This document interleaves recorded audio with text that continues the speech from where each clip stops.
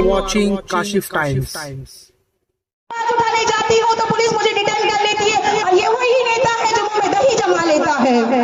Mic तो हाथ में आता है विधानसभा में, लेकिन बोलना नहीं जानते, लेकिन आपके हक की लड़ाई लड़ना नहीं जानते। मैंने तो आपसे वोट नहीं लिया था, लेकिन आपकी लड़ाई लड़ती चली आ रही हूँ 10 साल से। तो आपको भी सोचना है कि सही नेता को चुनना है। ऐसे नेता को फिर मत लाना कि आपके ऊपर साया मंडलाएगा मुसीबतों का। आप ध्यान रखना, क्योंकि वोट तो सभी लेना जानते हैं। मुसलमानों के वोट तो वोट बैंक बन गए हैं, लेकिन मुसलमानों का नेता बनना कोई नहीं चाहता। तो आपके दरमियान आपकी बेटी, कौम की बेटी जब खड़ी है, कौम की आवाज उठाने खड़ी है, तो मुझे मेरे संविधान ने अधिकार दिया है। इस संविधान के अधिकार से मैं आपकी लड़ाई लड़ रही हूँ और आपको समझा रही हूँ। और आपको भी समझना होगा, क्योंकि जो हालत गुजर रहे हैं, जो बर्बरता हो रही है, उस हालत को बदलना होगा। साथ ही आपको बता दूं, नीतीश राणे आता है यहाँ पर। नीतीश राणे आता है। नीतीश राणे के खिलाफ भी जब मैंने आवाज उठाई, पुलिस का घेराव की, पुलिस ने मुझे डरा दिया। यहाँ मलाल मालवानी पुलिस ने कि तुम अगर कल प्रोटेस्ट करके आओगी तो तुमको हम अंदर डाल देंगे। मैं बोली कोई बात नहीं। नीतीश राणे हमारे मलाल मालवानी के लोगों को गाली देके जाता है और ये नेता मलाल मालवानी का बेटा बन के खामोश रह जाता है। तो कैसे नेता को जिताएंगे आप? कैसे नेता को जिताएंगे बार बार? जब मेरे भाइयों को मारने की बात आती है, मस्जिदों में घुस के मारने की बात आती है, लेकिन ये नेता क्यों नहीं मुंह खोलता? क्योंकि बीजेपी का छोड़ा हुआ यही एजेंट है। यही कहता है कि जाओ नीतीश राणे, जाओ जुल्म करो मुसलमानों पे, ताकि मुसलमान परेशान होके मुझे ही बटन दबाएगा ना। तो वो मजबूरी से आजाद हो जाओ, बेदार हो जाओ, क्योंकि आप मजबूरी से नहीं, मजबूती से अपनी बहन को वोट दो। क्योंकि मैं आपके दरमियान आपकी लड़ाई लड़ रही हूँ, तो आपको सच समझना होगा। सच्चाई कोई नहीं बताएगा, झूठे झूठे वादे सब करेंगे, लेकिन सच कोई नहीं बोलेगा। आपको बता दूं, रामनवमी के टाइम पे हजरत अली मस्जिद के पास की बात बता दूं आपको। कुछ दहशतगर्द आए थे, आरएसएस के गुंडे। उस रामनवमी के जुलूस में आपस में ही पत्थरबाजी कर लिए और हमारे 300 बच्चों पे गलत एफआईआर किया गया।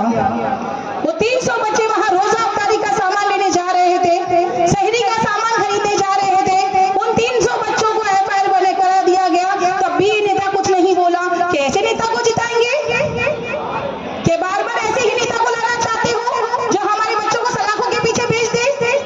उसके लिए भी हमने आवाज उठाई, डीसीपी से मुलाकात की कि सीबीआई जांच बिठाई जाए, हमारे बच्चों को नाहक ना फंसाया जाए। जब आपकी लड़ाई लड़ सकती हूँ, आपकी आवाज उठा सकती हूँ, तो आपको भी अपने वोट का सही इस्तेमाल करना है। आपको भी अपना वोट देके अपनी बहन को कामयाब करना है और ये सोचना है कि ये कामयाबी ये मेरी नहीं, मेरे मलाल मालवानी की कामयाबी होगी। ये आवाज मेरी नहीं, ये आपके बच्चों की आवाज होगी। ये आवाज से ये जो माइक है वो आपके बच्चों का मुस्तकबिल बनाएगा। तो आपको भी मुत्तहिद होना है। अगर अभी नहीं समझोगे तो कभी नहीं समझोगे। और आपको बता दूं, लगातार ऐसी मुश्किलें आती रही। काम के तौर पे बता दूं तो काम तो इन्होंने नहीं किया, काम तो इनको करना ही नहीं है।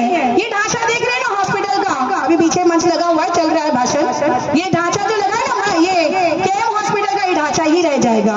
15 साल में एक हॉस्पिटल कंप्लीट नहीं किया, 15 साल में स्कूल मुकम्मल नहीं दी। आज स्कूलों में हमारे बच्चे जाते हैं, पता है ना आपको? म्युनिसिपैलिटी स्कूल में क्या होता है? कोई सुविधा नहीं है, सिर्फ ढांचा बना है। तो बच्चे वहां पे नशे का सामान लेके जाते हैं, क्योंकि नशे का कारोबार हो रहा है, हक बन चुका है। और ये हक को कैसे हटाया जाए? नेता नहीं चाहता। यहाँ का जो मौजूदा एमएलए है वो नहीं चाहता कि नशे का कारोबार खत्म हो। क्यों? क्योंकि नशे का कारोबार करने वाले इन्हीं के कार्यकर्ता है।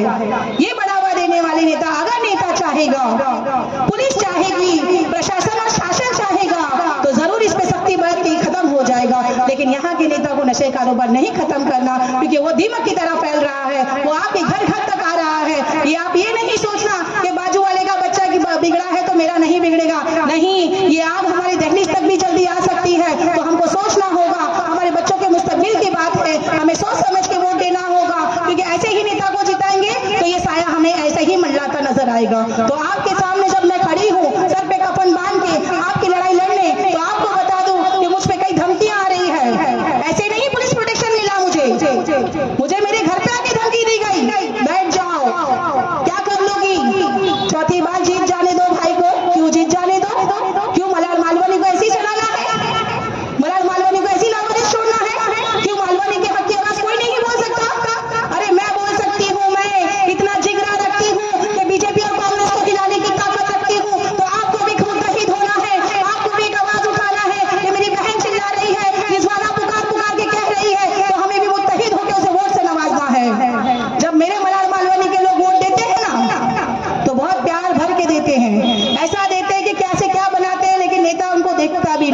आज उद्धव ठाकरे की गोद में बैठ गए और कहते हैं अपनी रैली में कि इतिहास गवाह है, महाराष्ट्र में मैं एक ऐसा एमएलए हूँ जो हिंदुओं के वोट से जीत के आता हूँ। तो सवाल पूछना अपने नेता से, भाई 15 साल में हमने वोट दिया, कहाँ गए वोट? खड्डे में गए? क्या मुसलमानों के वोट खड्डे में गए? किस नेता को वोट दिए? जो नेता एक रैली में खड़े होकर कहता है कि मैं जब जीत के आता हूँ तो इतिहास गवाह है कि सारे हिंदुओं के वोट से जीत के आता हूँ, तो मुसलमानों के वोट कहाँ गए? सवाल पूछना मेरी बहनों, सवाल पूछना कि हमारे वोट कहाँ गए? 15 साल के खड्डे में गए? क्या बर्बाद हो गए? किसको वोट दिए? हाँ, ऐसे वोट करने वाले को जो माइक तो हाथ में आ जाता है लेकिन बोल नहीं पाता। माइक तो विधानसभा में हाथ में सभी के आता है लेकिन आपके हक की आवाज नहीं उठा सकता। तो ऐसे नेताओं को करारा जवाब देना। आपको पता है कितनी मुश्किलें हम पे आ रही है, बीजेपी वाले हमको टारगेट कर रहे हैं और ये नेता भी खामोश रह जाता है। जुल्म भी हम पे होता है, जालिम भी हम ही कहलाते हैं, केस भी हमारे बच्चों के पीछे होते हैं और सलाखों के पीछे भी हमारे बच्चे चले जाते हैं। तो कब तक ऐसे माहौल में रहेंगे? आप देख रहे हैं लगातार तकलीफों का तकलीफ सामना करना पड़ रहा है। ना आपको रोड निकाल के दिया, ना आपको हॉस्पिटल बना के दिया, ना अच्छी स्कूल बना के दी, तो कैसे नेता को जिताना है? वही गटरों में जिंदगी जीना है? नेता बदलेंगे तो बदलेंगे हालात। आज 17 तारीख है, मैं सारे एविडेंस लेके यहाँ पे खड़ी हूँ क्योंकि मैं दिखाना चाहती हूँ कि मैं आपकी एक एक आवाज उठाई हूँ और आपके लिए हर चीज के लिए लड़ी हूँ, जबकि मैंने आपके वोट भी नहीं ली थी, फिर भी मैंने हिम्मत दिखाई हूँ। तो आज आपका वोट लेने आई हूँ तो आपकी ताकत बनने आई हूँ। तो आपको भी मुत्तहिद होके अपने वोट से नवाजना है। आपको सोचना है कि जब रिजवाना खान कुछ नहीं होके अच्छे नेता को ठीक कर सकती है, हमारे कौम के लिए लड़ सकती है, तो हम उसको वोट क्यों नहीं दे सकते? तो सोच समझ के काम करना, अपने वोट का सही इस्तेमाल करना। आपको एक बार और बता दूं कि वो रामगिरी जैसा इंसान बहरूपिया, मैं रिकॉर्ड करना, बहरूपिया बोल रही हूँ, रामगिरी जैसे बहरूपियों को मैं कहना चाहती हूँ कि जब मेरे नबी के शान में गुस्ताखी कर दिया तब भी ये नेता कुछ नहीं कहा। क्यों? नबी से बढ़ के है क्या कुछ? ये कुर्सी, ये सियासत नबी से बढ़ के है क्या? अरे जो नबी का नहीं वो हमारा नहीं। तो आपको सोचना पड़ेगा कि जब मैं वोट दे रही हूँ तो ऐसे नफरत करने वालों को क्यों दूं? मैं मोहब्बत करने वाले जो मेरे नबी के लिए मोहब्बत करेगा मेरा वोट उसी को दूंगी। ये सोचना जो मरने मिटने तैयार है मेरी बहन मेरे नबी के नाम पे, तो मैं मेरा वोट उसी को दूंगी। क्योंकि बहुत हो चुकी राजनीति हम अपने नबी के लिए नहीं सह सकते। हम सब कुछ सह लेंगे, हम मर भी जाएंगे, जान की बाजी भी लगा देंगे, कई जान कुर्बान भी कर देंगे, लेकिन मेरे नबी के लिए मैं कुछ नहीं सह सकती, ना मेरी कौम सह सकती है। क्योंकि जब मरने के बाद सवाल होगा तो 3 सवाल होंगे, तो वो सवाल का जवाब कौन देगा? हमें ही देना है ना। तो ये नेता को सोचना पड़ेगा, जब सवाल होगा मन दीनों का, मन रब्बों का, मन नबियों का, क्या जवाब देगा ये नेता? जब नबी के सामने गुस्ताखी हुई तो कुछ नहीं कहा। ये कौम की बेटी आके रोड पे खड़ी हो गई, मेरे नबी के सामने गुस्ताखी हुई तो नागपाड़ा पुलिस स्टेशन से मुझे नोटिस दिया गया। ये नोटिस दिया गया और मेरे घर पे पुलिस आ गई, मुझे घर पे हाउस अरेस्ट कर दिया गया। सोचिए मैं नबी के लिए उतर गई मैदान में तो मुझे घर पे हाउस अरेस्ट किया गया। देखिए ये सारी नोटिस आपको दिखा रही हूँ क्योंकि मैं आपकी आवाज उठा रही हूँ, मैं आपके हक की आवाज बनना चाहती हूँ, मैं मेरे नबी के लिए जान भी कुर्बान करना चाहती हूँ। तो आप अपना वोट क्यों नहीं देना चाहते हैं? क्या ऐसे नेता को वोट देंगे कि जो नबी का नहीं वो हमारा नहीं? कह देना वोट देते समय बिस्मिल्लाहिर्रहमानिर्रहीम ला इलाहा इल्लल्लाह मुहम्मद रसूलुल्लाह करके मोहम्मद के नाम पे वोट देना। जो नबी का है वही हमारा है। अरे नबी के लिए मेरे बच्चे भी कुर्बान, मेरी जान भी कुर्बान, मैं दुनिया भी कुर्बान कर दूं, लेकिन मेरे नबी के सामने मैं गुस्ताखी बर्दाश्त नहीं कर सकती। चाहे वो कोई भी माल का लाल हो, चाहे वो कोई भी बहरूपिया हो, चाहे कोई भी रामगिरी हो। ऐसे रामगिरी को कॉलर पकड़ के लाके सलाखों के पीछे भेजेगी तुम्हारी बहन। ऐसे 10 रामगिरी को मैं गिरफ्तार करा सकती हूँ। जब अगर तुम मुझे वोट दोगे तो ऐसे 10 रामगिरी को ऐसे चप्पल दिखाने का रिजवाना खान करेगी। तो आपको भी सोचना पड़ेगा कि जो नबी का नहीं हो सका वो मलाल मालवानी का क्या होगा? वो कौम का लीडर कैसे बन सकता है? अरे ले लो ना, वोट ही लेना है ना तुमको। हाँ, आज रैली में तुम JSR के नारे लगा रहे हो, लगाओ, शान से लगाओ।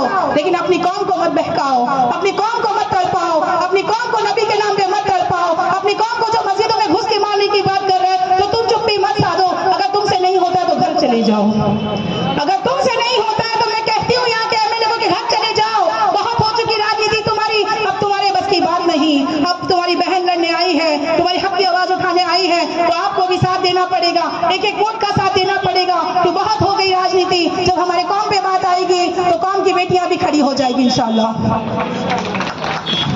नारे तकबीर, आपको सोचना है, नारे तकबीर, रिजवाना खान आगे बढ़ो। सुनिए आप मेरी बात, आपको सोचना है 20 नवंबर के दिन ऐसे नेता को करारा जवाब देना जिसने बाबरी पे कुछ नहीं बोला। हम नहीं चाहते कोई बाबरी मस्जिद हो जाए। अभी एक यहाँ मैं मंच लगा था, एक जो यहाँ पे खड़ा था कैंडिडेट, उसने बाबरी मस्जिद की बात की तो उसे पकड़ के उतार के लेके जाया गया। यहाँ पे पुलिस भी थी। क्या ऐसी दहशतगर्द माहौल चलता रहेगा? जब बाबरी मस्जिद शहीद करने वालों के साथ जब हम बोल रहे हैं कि तुम चले गए उद्धव ठाकरे के गोद में अपनी सियासत के लिए, और बाबरी मस्जिद का जब हम नाम ले रहे हैं क्योंकि हम दूसरी बाबरी नहीं होने देना चाहते, तो तुम ऐसा उठा के लेके जा रहे हो। यहाँ पे कांग्रेस के कुछ गुंडे आए थे अभी यहाँ पर और उसका मुंह दबा के उसको लेके चले गए पुलिस स्टेशन। तो ऐसी राजनीति करेंगे? अरे मस्जिदों के ऊपर राजनीति करोगे तुम, कौम की बलि चढ़ाओगे तुम? तो कौम भी बेदार हो गई है खौफ से। अब कौम भी उठेगी और अपनी बहन को वोट देगी। मैं यहाँ के मंच से कहना चाहती हूँ, आज 17 तारीख है, कल 18 तारीख है, कल का दिन खत्म हो रहा है, प्रचार का दिन खत्म हो जाएगा, लेकिन मेरी एक एक आवाज आपके कान में गूंजना चाहिए। एक एक आवाज, जब तक तुम बटन नहीं दबाओगे तब तक आवाज आनी चाहिए कि कलमा ला इलाहा इल्लल्लाह मोहम्मद रसूलुल्लाह के तहत बिस्मिल्लाह करके 16 नंबर का बटन दबाना और ये कह देना कि कौम की बेटी के लिए कौम भी तैयार है। तो जब मैं जान की बाजी लगाने के लिए तैयार हूँ तो मेरी कौम भी मेरे लिए तैयार है। बस ये दिखा देना, ये सच्चाई का सबूत दे देना। जब तुम्हारी जरूरत है तुम घर जाओ, बहुत हो गया। अब करने दो रिजवाना को काम। हमने भरोसा दिया है रिजवाना पे, हम भरोसा करते हैं रिजवाना खान पे। उसका निशान है माइक और उसके हाथ में भी है माइक। वही हमारे बच्चों का मुस्तकबिल बनाएगी, वही आके नशे का कारोबार खत्म करेगी। और जितने मेरे बच्चे बिगड़ चुके हैं नशे में, उन बच्चों के लिए रिहाब सेंटर सरकार की आंख में आंख डाल के ला के देने काम करूंगी इंशाल्लाह। मैं चाहूंगी मेरे बच्चे सुधर जाए। मैं नहीं देख सकती किसी को तड़पते हुए, मैं नहीं देख सकती किसी माँ का कलेजा फटते हुए। तो मैं यही कहूंगी, जब आपकी बेटी तैयार है यहाँ पर जान की बाजी लगाने, तो आप भी खड़े हो जाइए, बेदार हो जाइए नींद से। मेरे कौम से यही उम्मीद करती हूँ और इंशाल्लाह मुझे उम्मीद है कल के दिन मेरी एक सभा है, आज लास्ट सभा है। मैं आपके बीच में यही कहूंगी कि आप मुत्तहिद होके आने वाली 20 तारीख के दिन 16 नंबर का बटन है मेरा, माइक मेरा निशान है। उस माइक के निशान पे ऐसा वोट देना, हमें कामयाबी हासिल करना है, हमें अपना माहौल बदलना है, हमारे अपने बच्चों की जिंदगी संवारनी है। और इस नेता जब कभी आपके बीच में आए तो उसे 15 मिनट रुका देना और कह देना कि रुक जाओ 15 मिनट भाई, 15 साल जिंदगी दी है, जरा 15 सवालों के जवाब देते जाओ। ये जरूर कहना मेरी बहनों, जरूर सवाल पूछना कि जब नबी की शान में गुस्ताखी हो रही थी तब भाई तुम क्यों खामोश थे, ये पूछना जरूर। अगर तुम में गैरत है, अगर तुम्हें नबी की मोहब्बत है तो तुम पूछना जरूर कि भाई मेरे नबी की शान में गुस्ताखी हो तो तुमने मुंह क्यों नहीं खोला? क्या ऐसी लालच थी तुमको? क्या कुर्सी की लालच बनी बैठी थी? किस चीज की गर्मी थी तुमको? क्या अपना जमीन भी बेच दिए तुमने? क्या अपना तुमने ईमान भी बेच दिए? ऐसी सियासत करोगे कि अपना ईमान भी दांव पे लगा दोगे?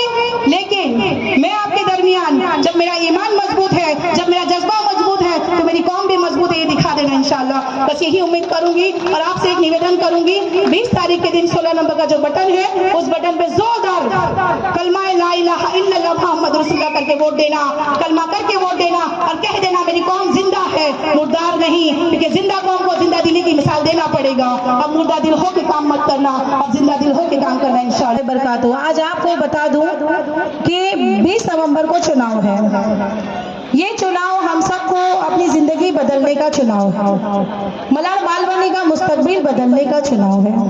बार बार हम एक को वोट देते हैं तो हालात बदलने का चुनाव है। तो 20 नवंबर के दिन मेरी आपसे ये पहले तो गुजारिश है कि अपने घर से जिम्मेदारी से निकलना, जिम्मेदारी से निकल के वोट देना। ये वोट बहुत कीमती चीज है आपके लिए। और आपको बता दूं कि कुछ लोग आपके बीच में आ रहे हैं, आपको समझा रहे हैं, आपसे वोट की भीख मांग रहे हैं। तो आप ये सोचिए कि बीजेपी वाले जैसे लोग आपके बीच में आएंगे, नफरती माहौल बनाएंगे, वोट लेने के लिए मोहब्बत दिखाएंगे, बाद में वो नफरत फैलाएंगे, तो समझ जाना कि दोहरी राजनीति कर रहे हैं, समझ जाना कि ये हमको बरगला रहे हैं। तो हमको सोच समझ के वोट देना है, सही इंसान को वोट देना है, देख पड़ताल के वोट देना है, जांच पड़ताल करके वोट देना है। तो ऐसे बीजेपी वालों को कह देना कि आरएसएस के गुंडे, बजरंग दल के गुंडे, विश्व हिंदू परिषद के गुंडे का काम नहीं मलार मालवनी में। ये शराफत का चोला यहाँ मत दिखाना कि मलाल मालवनी तुमको एक भी वोट नहीं देगी, क्योंकि मलाल मालवनी हिंदू मुसलमान साथ रह के अमन पसंद लोग हैं। ये कह देना मेरे मलाल मालवनी के लोग, मैं आज आपके दरमियान आजाद उम्मीदवार हूँ, आजाद उम्मीदवार बन के आपके बीच में काम कर रही हूँ। लगातार आपके दरमियान काम करती चली गई। बीच में मैंने खाली एक वीडियो डाली थी कि सिवाय अल्लाह के मेरे साथ कोई नहीं है। तो आपको बता दूं,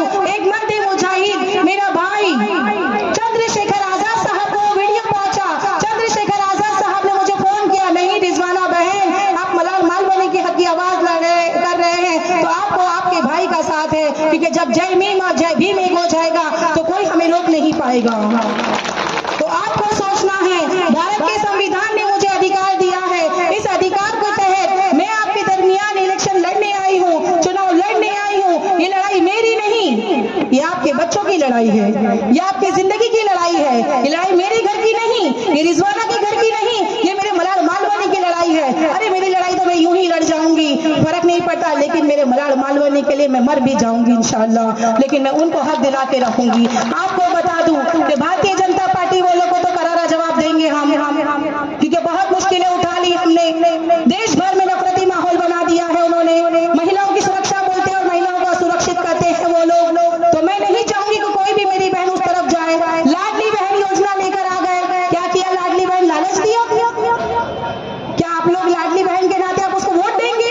एकनाथ शिंदे को वोट देंगे? बीजेपी को वोट देंगे? नहीं, बिल्कुल नहीं। जो नबी के साथ जो हमारे गलत तरीके से उसने जो बदतमीजी किया तो उसका साथ देने वाला एकनाथ शिंदे, तो वो एकनाथ शिंदे का पैसा हम कैसे ले सकते हैं? कैसे मेरी बहनें ले सकती हैं? बिल्कुल हराम है वो पैसा, क्योंकि जो नबी के लिए जो बदतमीजी किया, जिसने जो नबी के सामने गुस्ताखी किया, तो उसके सर पे हाथ रखने वाला एकनाथ शिंदे, तो उसका पैसा कैसे ले सकते हैं हम? यही कहती हूँ कि बीजेपी वालों को करारा जवाब देना, यहाँ से भगा देना, कह देना कि बाहरी नेता हो बाहरी जाओ, यहाँ तुम्हारी दाल गलने वाली नहीं। और साथ ही एक बात बता दूं कि यहाँ पर विधायक जो है 15 साल से राज कर रहे हैं, लेकिन आप क्या कर रहे हैं? ऐसी हालत में जी रहे हैं, ऐसी जिंदगी जियोगे? मैं गली गली घूम रही हूँ, नाके नाके घूम रही हूँ, हर घर पे पूछ रही हूँ क्या हाल है मेरी बहन। मेरी बहन रो के बोल रही ये हाल है मेरी बहन। तो ऐसे हाल में जिएंगे? कब तक नहीं बदलेंगे? नेता को बदलना पड़ेगा। आज आप एक नेता को जिताते हो, क्या से क्या बना देते हो, लेकिन वही नेता आपको ऐसे ही चढ़ा देता है। तो आपको सोचना पड़ेगा।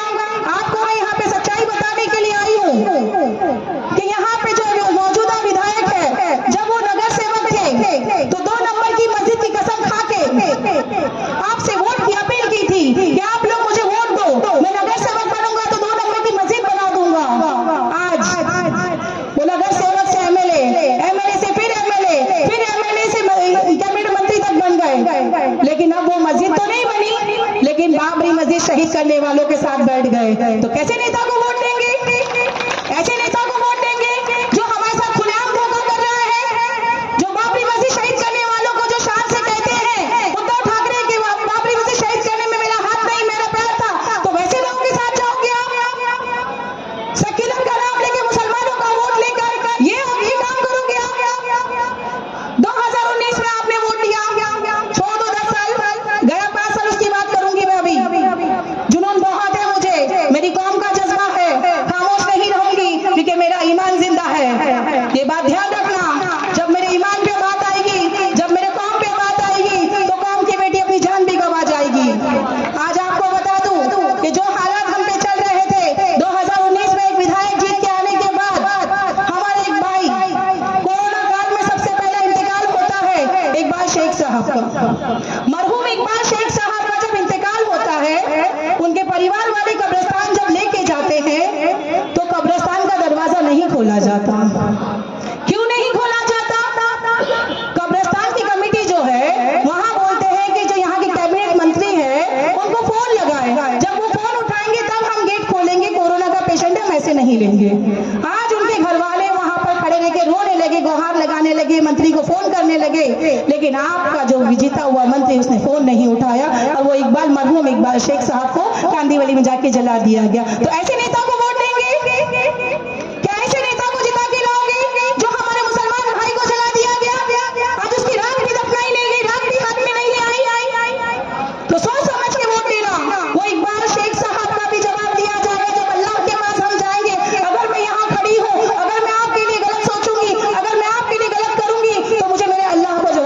पड़ेगा। तो आपको बता दूं कि इकबाल शेख साहब का किस्सा हो गया, उसके बाद कैबिनेट मंत्री तो बन गए, लेकिन मलाल मालवानी की तो जनता को छोड़ दो, पूरे महाराष्ट्र के मुसलमानों का ख्याल नहीं किया। मुसलमान के रहबर तो बन गए, लेकिन बकरी ईद आ गई। उद्धव ठाकरे ने कह दिया कि ऑनलाइन बकरा खरीदो, बोले थे ना हमारे लोगों ने 2020 में ऑनलाइन बकरा खरीदी थे ना, तो बकरा खरीदते समय सभी ने ऑनलाइन बुक किए, लेकिन महाराष्ट्र बॉर्डर को वहां पे सील कर दिया गया। कोरोना इंसानों में हुआ था, जानवरों में नहीं हुआ था, तो वहां पर कौन गया? यहाँ मलाल मालवनी से 200 किलोमीटर दूर जाके आपकी बहन मैं रिजवाना खान वहां पर भूख हड़ताल पर बैठ गई, क्योंकि मेरी कौम को बकरी ईद मनाना था, क्योंकि ये बकरी ईद मेरे अल्लाह के नाम पे थी। मैं अपनी जान की बाजी लगाने के लिए वहां बैठ गई। आपको बता दो ये नोटिस मुझे मिला, ये नोटिस ये जवाब है, बताना अपने नेता को। ये नोटिस मुझे मिला तलासरी चेक पोस्ट पे, यहाँ से 200 किलोमीटर दूर महाराष्ट्र बॉर्डर पे कोई नहीं गया, आपका नेता ने फोन नहीं उठाया, बकरी ईद के लिए बकरे नहीं छुड़वा पाए, लेकिन वहां बॉर्डर पे मैं बैठी, वहां पर मुझे ये नोटिस मिला। मेरा शुगर 52 हो गया, मेरी जिंदगी खतरे में थी। फिर मैं दूसरी जिंदगी में वो ऐसा लगा कि नहीं, मेरी जिंदगी अगर मैं जीऊंगी तो मेरे कौम के, ऐसा समझ रहे हो? अरे मरते मर जाऊंगी, लेकिन यहाँ से हिलने वाली नहीं। जब हक के लिए खड़ी हूं ना, तो हक के लिए लड़ूंगी, मेरे मलाल मालवानी के लिए लड़ूंगी। कुछ समय में हमारे महाराष्ट्र के अध्यक्ष नेहा ताई भी आ रही है, नेहा ताई भी हमारे बीच में आ रही है आजाद पार्टी की, तो मैं चाहूंगी कि वो हमारे बीच में आके वो भी 2 शब्द कहे, क्योंकि समय बहुत कम है समय, इसीलिए हमको सोच समझ के काम करना है। और सभी को मैं एक निवेदन करती हूँ, बीच में लाइट चली गई तो बात डिस्टर्ब हो गई। आप ये सोच लेना कि ऐसे नेता को वोट मत देना जो आपकी कौम को खतरा बना दे, आपकी कौम को इस्तेमाल कर ले, टिश्यू पेपर के इस्तेमाल कर दे। सोच समझ के आप ख्याल रख के वोट देना। ऐसे नेता आएंगे, सपने दिखाएंगे, लेकिन उनको बिठा के सच्चाई तुम दिखा देना कि भाई अब तुम्हारा काम नहीं, तुम्हारा घर जाने का टाइम है। रिजवाना खान को हम बिठा रहे, अब रिजवाना खान से काम कराएंगे, क्योंकि अगर हमारा कोई काम करेगी तो रिजवाना खान करेगी। तुम्हारे बस की बात नहीं, तुम्हारे हाथ में माइक आने के बाद भी तुम कुछ नहीं बोल पाते। चलो जाओ, सीधा घर पे जाओ, टाटा बाय बाय करके रास्ता दिखा देना। 20 नवंबर को इस तरीके से बटन दबा देना माइक का, क्योंकि 20 तारीख जो ऐसी तारीख है वो मलाल मालवानी का इतिहास बदलने वाली है। और इतिहास मेरी बहनें, मेरे भाई सब समझते हैं, जब मलाल मालवानी के जो हालत बदलने हैं तो हमें नेता बदलना होगा। तो इस नेता को घर पे भेजना होगा, अपनी बहन को कुर्सी पे बिठा के अपने सारे काम कराना होगा इंशाल्लाह।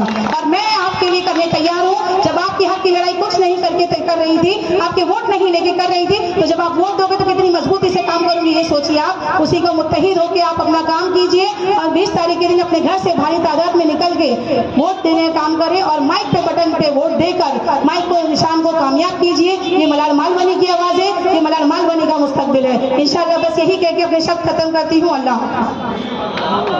मेरे भाइयों बहनों, नौजवान साथियों, आपका एक एक वोट बहुत कीमती है। मैं जानता हूं आपके बीच में आएंगे लोग, बैठी बैठी बातें करेंगे, नाके नाके पे लोग खड़े हो जाएंगे।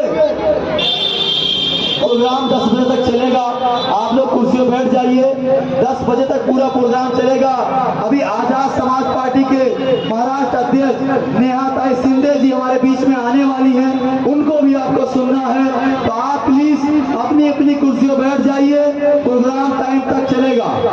मैं अपनी बातों को रखता हूँ कि आएंगे लोग, नाके नाके पर खड़े हो जाएंगे, बैठी बैठी बातें करेंगे, घबराएंगे लोग, आपके बीच में बहकाने की कोशिश करेंगे। लेकिन मैं जानता हूं ये आई हुई जनता, ये आए हुए लोग इस बात की गवाही और प्रूफ देते हैं कि उन्होंने अपना मन बना लिया है। आने वाले 20 नवंबर को ईवीएम के 16 नंबर बटन दबाकर आपकी मेरी बहन रिजवाना खान को कामयाब करेंगे। जोरदार तालियों से हमारे नेहा ताई का स्वागत कीजिए, जोरदार तालियों से। और आजाद समाज पार्टी से आई हुई हमारी बहन, मैं चाहता हूँ एक शेर के साथ वो अपने ख्यालात का इजहार करें कि वो पत्ते नहीं है हम जो शाखों से टूट जाए, वो पत्ते नहीं है हम जो शाखों से टूट जाए, आंधियों से कह दो अपनी औकात में रहे। जोरदार तालियों से इस्तेमाल कीजिए। बोलिए भाई रुको 2 मिनट, मेरा सवाल है, जब हिजाब का मुद्दा आया था कहाँ चले गए थे?